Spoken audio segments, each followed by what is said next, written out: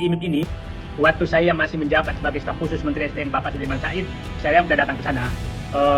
PT IMIP ini di belakangnya adalah PT Bintang 8 yang isinya memang bintang-bintang.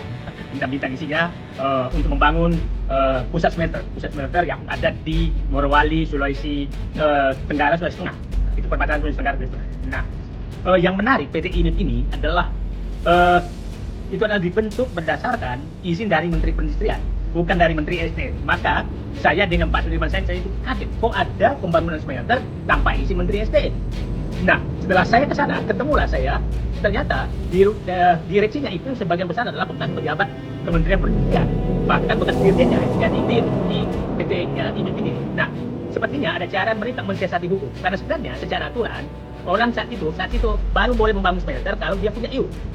Nah, ini nggak ada IUP-nya, belum ada IUP-nya membangun smelter yang sangat besar, dan kita tahu pada saat itu bersamaan dengan isu penutupan ekspor ore dari Indonesia, sehingga Cina mencari jalan agar bisa masuk memindahkan smelternya yang sudah ada di Cina ke Indonesia.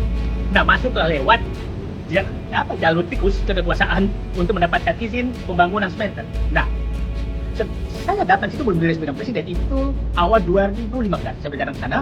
Itu saya pakai helikopter dari Kendari ke Marwai.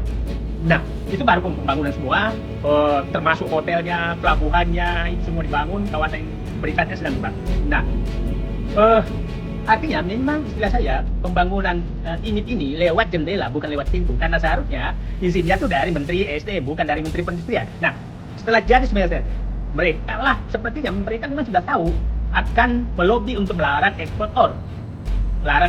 Nah, setelah jadi smelternya 2015, cepat sekali karena memindahkan smelter yang ada di China ke Indonesia, yang semua dibebaskan pajak dengan fasilitas macam-macam, bebas pajak, bebas bea, memasukkan tenaga kerja asing boleh, semua dibebaskan. Karpet merah diberikan oleh rezim Joko Widodo saat itu.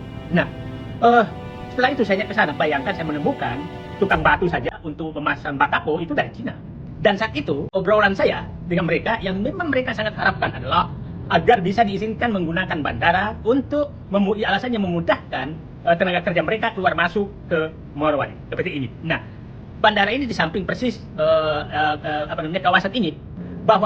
Apakah betul bahwa itu dikatakan bahwa itu bandara ilegal? Bisa saja ilegal operasionalnya, dan itu bandara itu besar sekali. Nah, tapi saya ingatkan itu adalah memang ada privilege dan diresmikan juga oleh pemerintah bandara tersebut. Nah, artinya saya nggak tahu izinnya apa, tapi saya punya keyakinan bahwa memang di situ gampang sekali keluar masuknya tenaga kerja asing karena dia langsung dari pesawatnya di bandara tersebut. Nah,